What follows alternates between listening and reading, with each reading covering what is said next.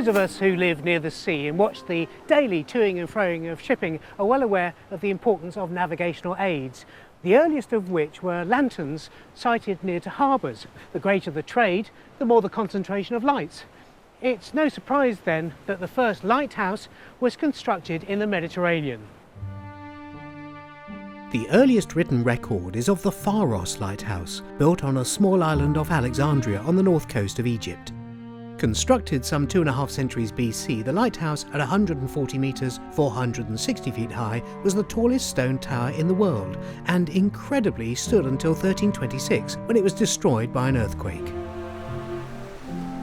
In 1619, at the Lizard Headland in Cornwall, an area known for its smuggling and wrecking, a local landowner, Sir John Killigrew, obtained a patent from James I for the construction of a lighthouse. From the start, Killigrew faced prolonged and vehement local opposition to his plan, and he wrote of his disappointment. The inhabitants think they suffer by this erection. They affirm I take away God's grace from them. Their English meaning is that they shall receive no more benefit from shipwreck, for this will prevent it. They have been so long used to reap profit by the calamity of the ruin of shipping that they claim it hereditary and heavily complain on me. Nevertheless, the tower was built and the lamp lit, but the high cost of maintaining the lighthouse bankrupted Killigrew, and in 1623 the lamp was extinguished and the patent withdrawn. More than a century later, a private patent holder, Thomas Fonoru, the then owner of Lizard Point, built a second lighthouse. In 1771, the ownership transferred to Trinity House. Let's go in and take a look.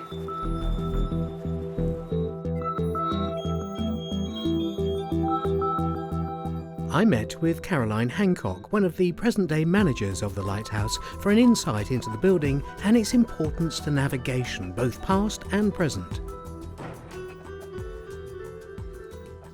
So Caroline, though this is still a fully functional lighthouse, it's also home to a new heritage centre. So tell us more about the heritage centre. Yeah, well, the Heritage Centre opened this year in July 2009 by Princess Anne. We used Heritage Lottery money to change really the engine room into the Heritage Centre and bring more information and knowledge about lighthouses to people for educational purposes. So what was in here originally then? A lot of engines basically, as was the engine room, and the engines were used to power up the old foghorn.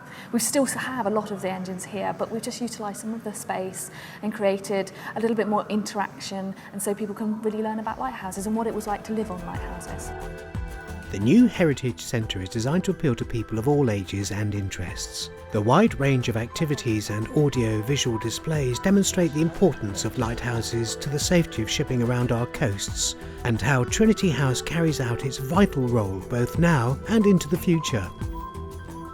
It also provides an insight into the lives of the lighthouse keepers and their families, and the changes that automation brought about. Caroline and I climbed the narrow stairs to the lantern room to discover more about the lighthouse and its lamp.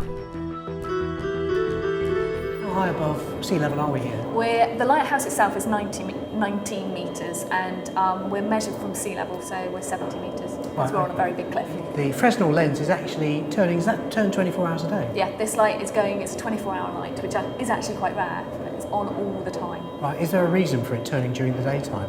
Obviously, it's an aid to navigation. The weather is very changeable down here, so it does serve the mariner to have it on all the time. The other thing is the size of this lens. If we were to stop it, the power of the sun onto the lens, everything would basically focus in. It's a giant magnifying glass. Everything could catch fire, which is why when we stop the lens, we have to put up giant curtains to protect us. Oh, right, okay. So what's the wattage of the bulb? It's a 400 watt bulb, and there's just one on at a time. We do have another bulb in there, which is sort of a standby. And then if that fails, we have an emergency light. And how often do you have to replace your light bulb? They last for about 8.5 months, but they do 6,000 hours basically. You don't wait for them to go? No, not at all.